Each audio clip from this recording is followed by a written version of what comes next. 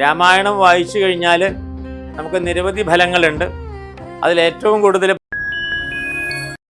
ഓം രാമായ രാമഭദ്രായ രാമചന്ദ്രായ വേദസേ രഘുനാഥായ നാഥായ സീതായ പതയേ നമഃ. രാമായണം എന്ന് പറഞ്ഞാൽ അത് ഓരോ കാണ്ഡങ്ങളായിട്ടാണ് തിരിച്ചിരിക്കുന്നത്. ബാലകാന്ഡം, അയോധ്യാകാന്ഡം, അരണ്യകാന്ഡം, കിഷ്കിന്ധാകാന്ഡം, സുന്ദരകാന്ഡം, യുദ്ധകാന്ഡം. പിന്നീട് അപ്പുറത്തുള്ള ഭാഗം ഉത്തര രാമായണം. അപ്പോൾ ഉത്തരകാന്ഡം അത് സാധാരണ പാരായണം ചെയ്യാറില്ല. ഇപ്പോൾ രാമൻ്റെ പട്ടാഭിഷേകമാണ് യുദ്ധകാന്ഡത്തിൻ്റെ അവസാനം വരിക. അപ്പോൾ ഈ കാണ്ഡങ്ങളിൽ 6 കാണ്ഡങ്ങൾ വരുമ്പോൾ അതിൽ പ്രാധാന്യം വരുന്നത് സുന്ദരകാന്ഡത്തിനാണ് എന്നാണ് പറയാം. അപ്പോൾ എന്താണ് സുന്ദരകാന്ഡത്തിന് ഈ പ്രാധാന്യം വരാനുള്ള കാരണം? അതേപോലെ സുന്ദരകാന്ഡത്തിന് അങ്ങനെ ഒരു പേര് വരാനുള്ള കാരണം എന്താണ്? അതും നമ്മളൊന്ന് ആലോചിക്കണം. ബാലകാന്ഡം എന്ന് പറഞ്ഞാൽ രാമനും ലക്ഷ്മണനൊക്കെ ബാല്യകാലത്തെ വർണ്ണിക്കുന്നത് കൊണ്ട് ബാലകാന്ഡം എന്ന് വിളിച്ചു. അയോധ്യയിൽ നടക്കുന്നതും അയോധ്യയിലെ പട്ടാഭിഷേകമൊക്കെ തന്നെ ചിന്തിക്കുന്നതായതുകൊണ്ട് അയോധ്യയിൽ നടക്കുന്നതായിരിക്കുന്ന സംഭവ വികാസങ്ങളായതുകൊണ്ട് അയോധ്യാകാന്ഡം എന്നായി. പിന്നെ കാട്ടിലേക്ക് പ്രവേശിച്ചപ്പോൾ അരണ്യത്തിൽ നടക്കുന്ന കാര്യങ്ങളായതുകൊണ്ടാണ് അരണ്യകാന്ഡം എന്ന് പേര് വരാൻ കാരണം. പിന്നീട് നേരെ കിഷ്കിന്ധയിൽ വന്ന് നടക്കുന്ന കാര്യങ്ങൾ, കിഷ്കിന്ധ രാജ്യത്തിൽ വന്ന് രാമലക്ഷ്മണന്മാർ വന്നിരിക്കുന്ന സമയത്തുള്ള കാര്യങ്ങളെ പറഞ്ഞപ്പോൾ അത് കിഷ്കിന്ധാകാന്ഡമായിട്ട് മാറി. പക്ഷേ അവസാനം യുദ്ധകാന്ഡമാണ്. യുദ്ധം നടക്കുന്ന കാണ്ഡം, അതുകൊണ്ട് യുദ്ധകാന്ഡമായി. പക്ഷെ അതിനിടയ്ക്കുള്ളതായിരിക്കുന്ന കാണ്ഡം എന്ന് പറഞ്ഞാൽ അത് സുന്ദരകാന്ഡം എന്ന് പറയും. അപ്പോൾ അതെന്താണ്? ഈ കഥാഗതിയുമായിട്ട് യാതൊരു ബന്ധമില്ലാത്ത രൂപത്തിൽ സുന്ദരകാന്ഡം എന്ന് വിളിക്കാൻ കാരണം എന്താണ് എന്ന് ചോദിച്ചാൽ, ഒന്ന്, സുന്ദരമായിരിക്കുന്ന പദങ്ങളെ കൊണ്ടാണ്, ലളിതവും സുന്ദരവുമായിരിക്കുന്ന പദങ്ങളെ കൊണ്ട് ആണ് തുഞ്ചത്തെ എഴുത്തച്ഛൻ അതിനെ നേരെ എഴുതി വച്ചിരിക്കുന്നത്. അപ്പോൾ ശുദ്ധമായിരിക്കുന്ന കളകാഞ്ചി വൃത്തം എന്ന് പറയും മലയാള ഭാഷയിൽ. മറ്റെല്ലാം കാകളിയിലാണെങ്കിൽ ഇത് കളകാഞ്ചി വൃത്തത്തിലാണ് വരിക. മൂലത്തിലാണെങ്കിൽ മൂല സുന്ദരകാന്ഡം എന്ന് പറഞ്ഞാൽ വാത്മീകി എഴുതി വച്ചിരിക്കുന്ന സുന്ദരകാന്ഡത്തിന് സുന്ദരകാന്ഡം തന്നെയാണ് പേര്. അപ്പം അത് ലളിതമായിരിക്കുന്ന സുന്ദര പദങ്ങളെ കൊണ്ടാണ്. അപ്പോൾ സുന്ദര പദങ്ങളെ കൊണ്ട് നിറഞ്ഞതായിരിക്കുന്നത് കൊണ്ട് സുന്ദരകാന്ഡം എന്നുള്ള പേര് വന്നു എന്നാണ്. രണ്ടാമത്തെ കാരണം, സുന്ദരൻ എന്നുള്ളതായിരിക്കുന്ന ആ ഒരു വാക്കിന് നേരെ വാനരൻ, കുരങ്ങൻ എന്നൊരർത്ഥമുണ്ട്. അപ്പോൾ സുന്ദരൻ എന്ന് പറഞ്ഞാൽ കുരങ്ങൻ എന്ന അർത്ഥമുണ്ട്, കവി എന്നൊക്കെ അർത്ഥമുണ്ട്. അത് സംസ്കൃതത്തിൽ സുന്ദര എന്ന് പറഞ്ഞാൽ കവി എന്നർത്ഥമുണ്ട്. അപ്പം അതുകൊണ്ട് അത് വാനരൻ്റെ കാണ്ഡമാണ്, ഹനുമാൻ്റെ കാണ്ഡ ആയതുകൊണ്ട് സുന്ദരകാന്ഡം എന്നുള്ള പേര് വന്നു എന്നാണ്. മൂന്നാമതുകൊണ്ട് കാരണം, സുന്ദരൻ എന്നുള്ളതായിരിക്കുന്ന പദത്തിന് മറ്റൊരർത്ഥം എന്താണ്? ദൂതൻ എന്നൊരർത്ഥമുണ്ട്, മെസ്സഞ്ചർ. ഇംഗ്ലീഷിൽ പറഞ്ഞാൽ മെസ്സഞ്ചറാണ്. അപ്പോൾ ആഞ്ജനേയ സ്വാമികൾ മെസ്സഞ്ചറായിട്ടാണ്, ദൂതനായിട്ടാണ് പോയത്, രാമദൂതനാണ്. അപ്പോൾ ഒരു ദൂതൻ എന്നുള്ള അർത്ഥത്തിലും സുന്ദരകാന്ഡം എന്നുള്ള പേര് അന്വർത്ഥമാണ്. അപ്പം അങ്ങനെ സുന്ദരകാന്ഡം എന്നുള്ള പേര് അന്വർത്ഥമാക്കുന്നതാണ്. അപ്പം അത് ആ സുന്ദരകാന്ഡത്തിൻ്റെ പ്രത്യേകത എന്ന് പറഞ്ഞാൽ, സുന്ദരകാന്ഡം വായിച്ചു കഴിഞ്ഞാൽ നമുക്ക് നമ്മുടെ ചില കാര്യങ്ങൾ, തടസ്സങ്ങളൊക്കെ നീങ്ങും എന്ന് പറയുന്നു. അതെന്താണ് അങ്ങനെ പറയാൻ കാരണം? ഒന്നുള്ളത്, എല്ലാ തടസ്സങ്ങളും കഴിഞ്ഞിട്ട് സീതാദേവി ലങ്കയിലുണ്ട് എന്ന് നേരെ പക്ഷിപ്രവരനായിരിക്കുന്ന ജടായു, അതേപോലെ തന്നെ സമ്പാദി കണ്ട് മനസ്സിലാക്കിയിട്ട് പറഞ്ഞു കഴിഞ്ഞപ്പോൾ എങ്ങനെയാണ് അത് കിടക്കുക എന്നുള്ള ചിന്ത വന്നു എന്നാണ്. അപ്പോൾ അതാണ് ആ സാഗരം കിടക്കണം. അപ്പോൾ സാഗരം കിടക്കാനെന്ന് വെച്ചാൽ, സാഗരം എന്ന് പറഞ്ഞാൽ നമ്മുടെ സംസാര സാഗരം എന്നാണ് അർത്ഥം. ജീവിതത്തിലെ തടസ്സങ്ങളെ കൊണ്ട്, പ്രശ്നങ്ങളെ കൊണ്ട് സങ്കീർണമായിരിക്കുന്നതാണ് സാഗരം, ജീവിത സാഗരം എന്ന് പറയാം. അപ്പം അതുകൊണ്ട് നേരെ ആഞ്ജനേയ സ്വാമികൾ അതിനെ നിഷ്പ്രയാസം തരണം ചെയ്തു പോയി എന്നുള്ളതാണ്. അപ്പം അതുകൊണ്ടാണ് ആ തരണം ചെയ്യുന്ന സമയത്താണ് ആദ്യമേ തന്നെ ഓരോരോ രാക്ഷസിമാർ വന്നു. അപ്പോൾ രാക്ഷസിമാർ വിഴുങ്ങാനായിട്ട് നോക്കി, അപ്പോൾ വലുതായി. പിന്നീട് സുരസ എന്നുള്ള രാക്ഷസി വന്നിട്ട് വിഴുങ്ങാൻ നോക്കി, വലുതായി. പിന്നെ ഹനുമാൻ പെട്ടെന്ന് ചെറുതായിട്ട് വായിലൂടെ കയറി ചെവിയിലൂടെ പുറത്തേക്ക് വന്നു. പിന്നീടാണ് നേരെ ഒരു രാക്ഷസി ഛായാഗ്രാഹി എന്നായിരിക്കുന്ന ആ ഛായാരാക്ഷസി വന്നു, അവളെ നേരെ അടിച്ചു കൊന്നു.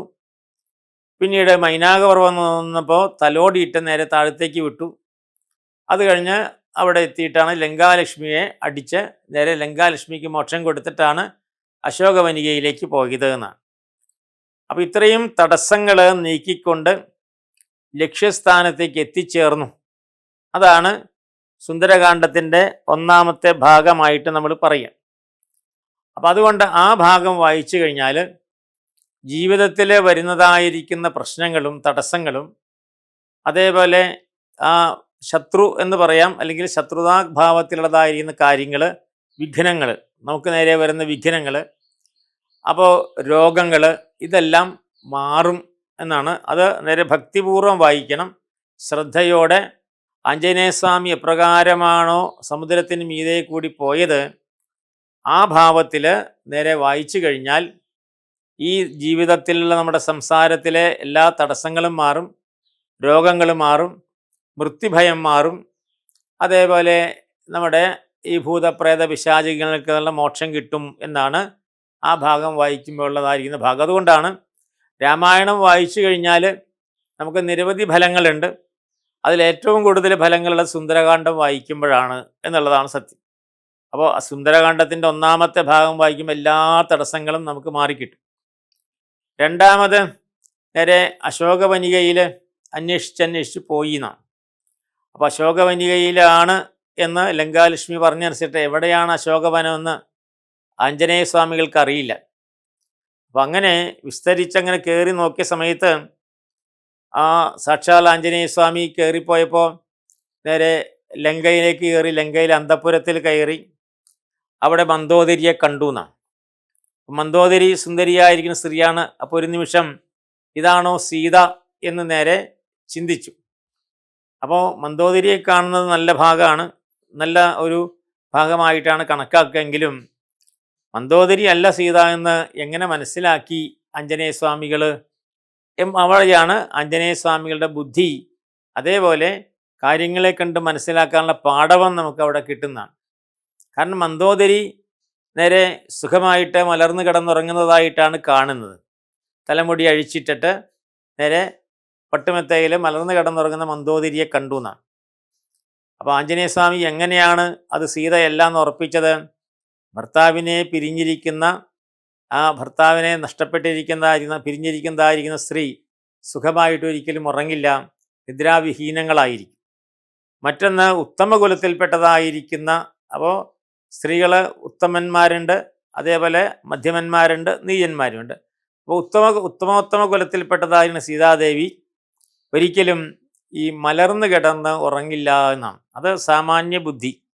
അതിലൂടെ ആഞ്ജനേയ സ്വാമി നമുക്ക് പറഞ്ഞു തരുന്നത് സാധാരണ സ്ത്രീകൾ, പ്രത്യേകിച്ച് കുലസ്ത്രീകൾ മലർന്നു കിടന്നുറങ്ങില്ല എന്നുള്ളത് സാമാന്യ നമ്മുടെ തത്വശാസ്ത്രമാണ്.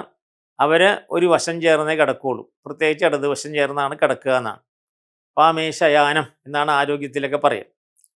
പിന്നെ തലമുടി അഴിച്ചിട്ട് കിടന്നുറങ്ങാറില്ല എന്നുള്ളതാണ് മറ്റൊരു കാര്യം.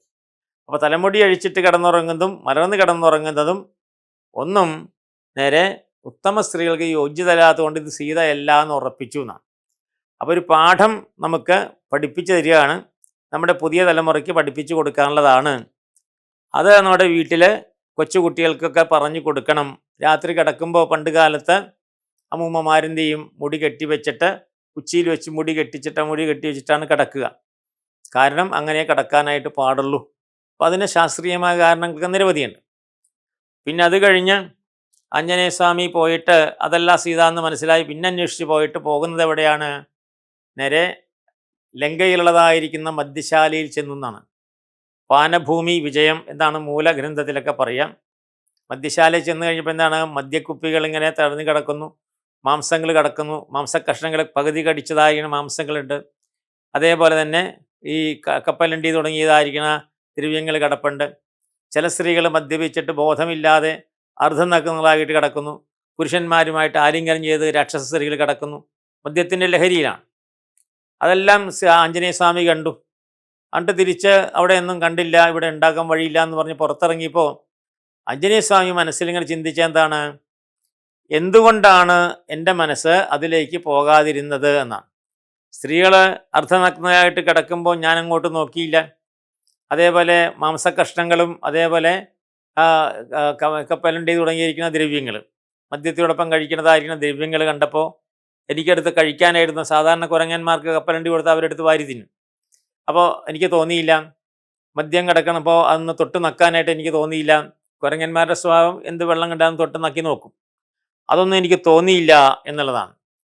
എന്താണ് എനിക്ക് തോന്നാതിരിക്കാനുള്ള കാരണം എന്ന് ആഞ്ജനേയസ്വാമി ചിന്തിച്ചപ്പോൾ ആ സുന്ദരകാണ്ഡത്തിൽ പറയുന്നത്, കാരണം എൻ്റെ ആ കയ്യിൽ രാമനാമാങ്കിതമായിരിക്കുന്ന ആ ഒരു മോതിരമുണ്ട് എന്നാണ്. സീതാദേവിക്ക് അടയാളമായിട്ട് കൊടുക്കാൻ ഏൽപ്പിച്ചതായിരിക്കുന്ന രാമ എന്നെഴുതിയതായിരിക്കുന്ന ഒരു മുദ്രമോതിരം ഉണ്ടായിരുന്നു.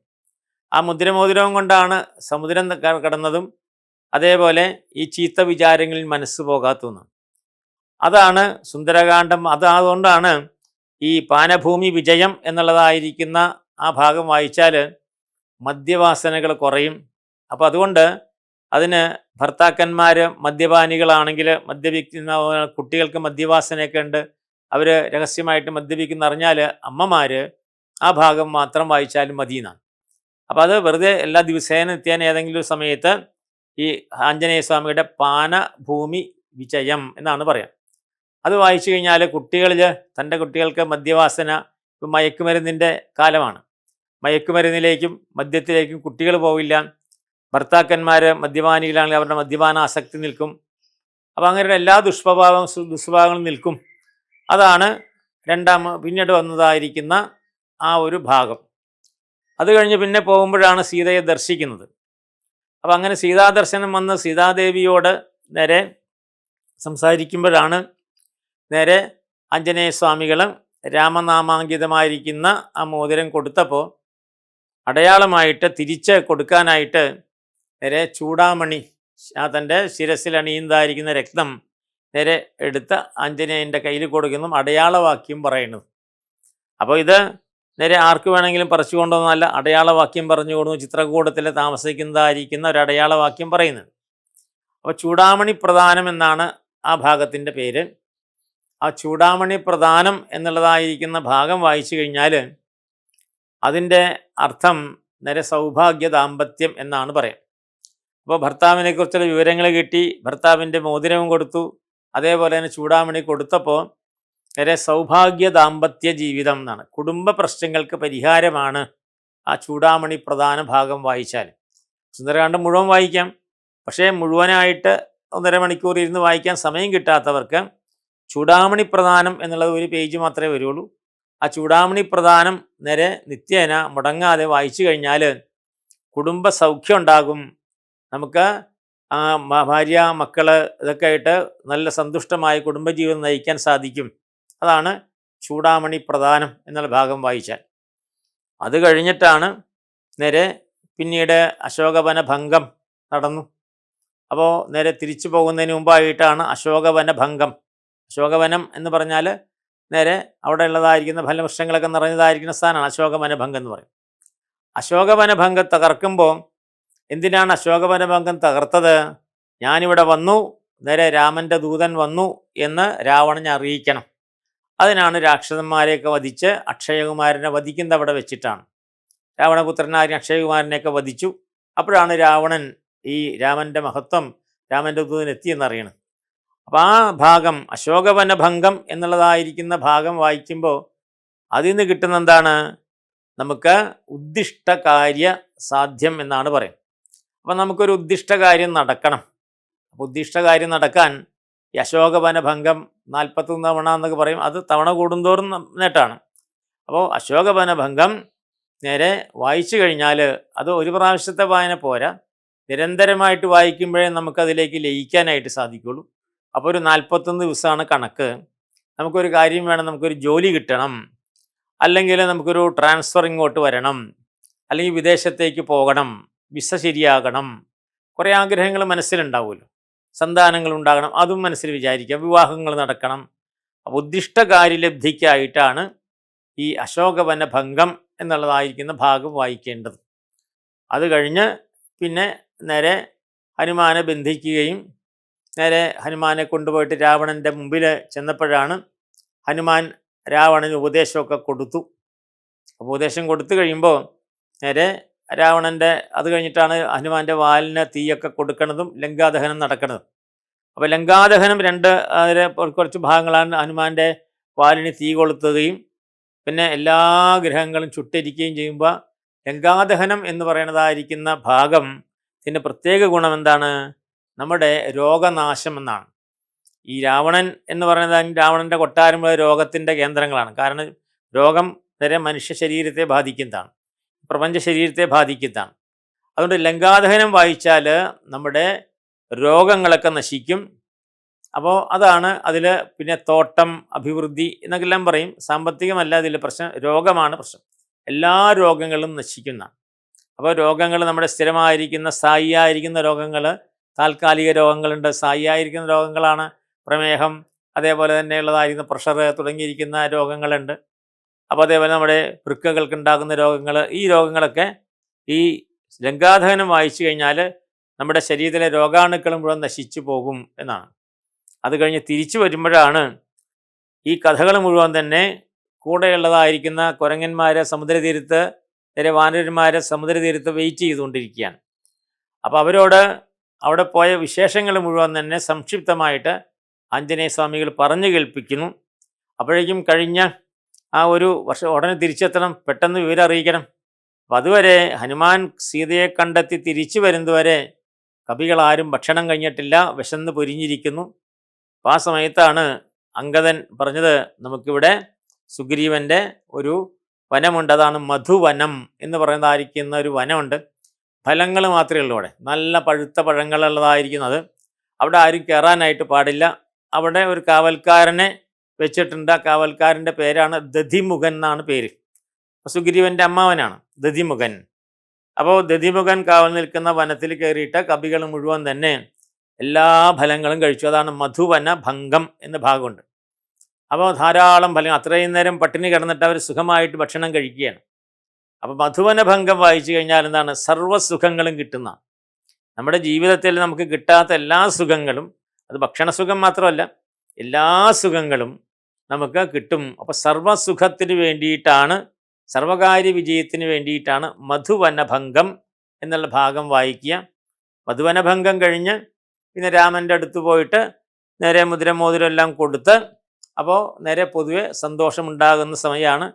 അപ്പോൾ നേരെ രാമൻ്റെ അടുത്തേക്ക് നേരെ ചൂടാമണി പ്രദാനം ചെയ്തപ്പോൾ ആ ഭാഗത്തിൻ്റെ പ്രത്യേകത എന്ന് പറഞ്ഞു കഴിഞ്ഞാൽ, നമ്മുടെ വേർപെട്ട് പോയതായിരിക്കുന്ന ആൾക്കാർ തിരിച്ചു വരുന്ന, വീട്ടിൽ നിന്ന് വഴക്കിട്ട് പോയിരിക്കുന്ന മക്കളുണ്ടാകാം, പിണങ്ങിപ്പോയവരുണ്ടാകാം, അപ്പോൾ ഭർത്താവ് പിണങ്ങിപ്പോയിരിക്കുന്നവരുണ്ടാകും, മക്കൾ പിണങ്ങിപ്പോയിരുന്നുണ്ടാകാം, വീട്ടിൽ നിന്ന് അകന്ന് നിൽക്കുന്നുണ്ടാകാം, വഴക്കിട്ട് നിൽക്കുന്നുണ്ടാകും. അപ്പോൾ അകന്ന് നിൽക്കുന്നതായിരിക്കുന്ന ബന്ധുക്കൾ ഇങ്ങനെ കൂടിച്ചേരുന്നതാണ്. അപ്പോൾ ചൂടാമണി രാമൻ്റെ കയ്യിൽ കൊടുക്കുമ്പോഴാണ് രാമൻ സന്തോഷത്തോടുകൂടി കണ്ണുനീര് കണിയുന്നത്. അപ്പോൾ ആ സമയത്താണ് അത് വായിച്ചു കഴിഞ്ഞാൽ ചൂടാമണി പ്രധാനം ആണ്. അവിടെ നിന്ന് ചൂടാമണി കിട്ടി, അത് രാമൻ്റെ കയ്യിൽ തിരിച്ചു കൊടുക്കുന്നു. അപ്പം അത് രാമനെ സ്വീകരിക്കുന്ന ഭാഗമുണ്ട്. അത് ഈ മധുവന ഭംഗം കഴിഞ്ഞുള്ള ഭാഗമാണ്. അപ്പം ആ സമയത്താണ് നമുക്ക് വേർപിരിഞ്ഞതായിരിക്കുന്ന ബന്ധുക്കളുമായുള്ള ചേർച്ച ഉണ്ടാവും. അതാണ് സുന്ദരകാന്ഡത്തിൻ്റെ അവസാന ഭാഗം. പിന്നീട് യുദ്ധത്തിനുള്ളതായിരിക്കുന്ന തയ്യാറെടുപ്പാണ്. ഇത് കിട്ടിക്കഴിഞ്ഞപ്പോഴാണ് യുദ്ധത്തിന് പോകാം എന്ന് തീരുമാനിക്കുന്നതും ലങ്കാവിശേഷങ്ങൾ പറയുന്നത്. അപ്പോൾ സുന്ദരകാന്ഡം വായിച്ചാൽ ഇത്രയും ഫലങ്ങൾ കിട്ടുന്നതാണ്. ബാലകാന്ഡത്തിലൊക്കെ ചെറിയ ചെറുതായിരിക്കുന്ന കാര്യങ്ങൾ മാത്രമേ ഉള്ളൂ. വിവാഹം നടക്കുക, അങ്ങനെയുള്ള കാര്യങ്ങൾ മാത്രമേ ഉള്ളൂ. സ്വയംവരം വായിച്ചാൽ അതുണ്ടാവും എന്നൊക്കെ ഉള്ളൂ. പക്ഷേ രാമായണത്തിലെ സുന്ദരകാന്ഡം വായിച്ചാൽ ഇത്രയും ഫലങ്ങൾ ഉണ്ടാകും. അതാണ് സുന്ദരകാന്ഡം പൂർണ്ണമായിട്ട് നമുക്ക് വായിക്കാൻ സാധിച്ചാൽ നമുക്ക് എല്ലാ തരത്തിലുള്ളതായിരിക്കുന്ന അഭിവൃദ്ധി ഉണ്ടാവും. ഈ തടസ്സങ്ങളും രോഗങ്ങളും എല്ലാം മാറിക്കിട്ടും. അതേപോലെ ഏത് വിഘ്നങ്ങൾ നമുക്കുണ്ടായാലും, ഏത് കാര്യങ്ങൾ നമ്മൾ തടസ്സപ്പെടുത്തിയാലും നമുക്ക് ആ ഉദ്ദിഷ്ട കാര്യങ്ങളൊക്കെ നേടി തിരിച്ച് അവിടെ വിജയശ്രീലാളിതരായിട്ട് തിരിച്ചു വരാൻ സാധിക്കും. അതാണ് സുന്ദരകാന്ഡ പാരായണം പ്രത്യേകമായിട്ട് നടക്കാനുള്ള കാരണം. അതുകൊണ്ടാണ്, അതാണ് സുന്ദരകാന്ഡത്തിൻ്റെ പ്രത്യേകത. സുന്ദരകാന്ഡം നമുക്ക് ഗ്രഹത്തിൽ വായിക്കാം. അപ്പം അതിന് പ്രത്യേകിച്ച് നേരെ രാമനെ മനസ്സിൽ വിചാരിച്ച് വായിച്ചു കഴിഞ്ഞാൽ പ്രത്യേകിച്ചൊന്നുമില്ല. സുന്ദരകാന്ഡം നേരെ സന്ധ്യയ്ക്ക് വായിക്കാമോ, ഹനുമാന് ദേഷ്യം വരുമോ, അങ്ങനെയൊന്നുമില്ല. ഹനുമാൻ രാമ എന്ന് പറഞ്ഞു കഴിഞ്ഞാൽ, സുന്ദരകാന്ഡം വായിച്ചു കഴിഞ്ഞാൽ നേരെ എത്രയെത്ര രഘുനാഥ കീർത്തനം തത്ര അത്ര ഗതമസ്ത കാഞ്ചരിതം. സുന്ദരകാന്ഡം വായിച്ചു കഴിയുമ്പോൾ ഹനുമാന്റെ വീരപരാക്രമങ്ങളാണ്. ഹനുമാൻ നമ്മുടെ അടുത്ത് വന്ന് നിൽക്കുന്നതാണ്. അപ്പോൾ അത് കഴിഞ്ഞ് നമ്മൾ രാമ എന്ന് ജപിക്കുമ്പോൾ ഹനുമാൻ കൈകൂപ്പി നിൽക്കുന്നതാണ്. അപ്പോൾ ഒരിക്കലും അത് ആഞ്ജനേയസ്വാമികൾ വിരുദ്ധനായിട്ട് വരില്ല. സുന്ദരകാന്ഡം നമുക്ക് വായിക്കാം. അതിനും ഈ സമയകാല ബന്ധങ്ങളൊന്നുമില്ല. പിന്നെ മധ്യാഹ്നത്തിൽ നമ്മൾ ഭക്ഷണം കഴിക്കുമ്പോൾ അത് വായിക്കാറില്ല. അതേപോലെ രാത്രി കിടന്നുറങ്ങുമ്പോൾ വായിക്കാറില്ല. അപ്പോൾ ഭക്ഷണം കഴിഞ്ഞ് വായിക്കാൻ നമുക്ക് പ്രയാസമുള്ളത് കൊണ്ടാണ് ഭക്ഷണത്തിന് മുമ്പ് വായിക്കണം എന്ന് പറയാൻ കാരണം. രാത്രി ഭക്ഷണം കഴിഞ്ഞാൽ നമുക്ക് ഉറക്കം വരും. അപ്പോൾ ഉറക്കം തൂങ്ങിക്കൊണ്ട് ഒരു ഗ്രന്ഥവും വായിക്കാനായിട്ട് പാടില്ല. അതുകൊണ്ടാണ് രാത്രി അത്താഴത്തിന് പുറമേ സൽക്കർമ്മങ്ങളൊന്നും ചെയ്യരുത് എന്ന് പറയാൻ കാരണം നമുക്ക് ഉറക്കം വരും എന്നുള്ളതുകൊണ്ട്, ശരീരത്തിൻ്റെ ബുദ്ധിമുട്ടാണ്. അല്ലാത്ത സമയത്തൊക്കെ സുന്ദരകാന്ഡം വായിക്കാവുന്നതാണ് എന്ന് പ്രത്യേകിച്ച് നമ്മൾ ശ്രദ്ധിക്കണം. ആ സുന്ദരകാന്ഡം വായിച്ചാൽ നമുക്ക് എല്ലാ തരത്തിലുള്ളതായിരിക്കുന്ന തടസ്സങ്ങളും നീങ്ങിക്കിട്ടാനായിട്ട് സാധിക്കും. അതാണ് സുന്ദരകാന്ഡ പാരായണത്തിന് പ്രത്യേകത നൽകുന്നത്.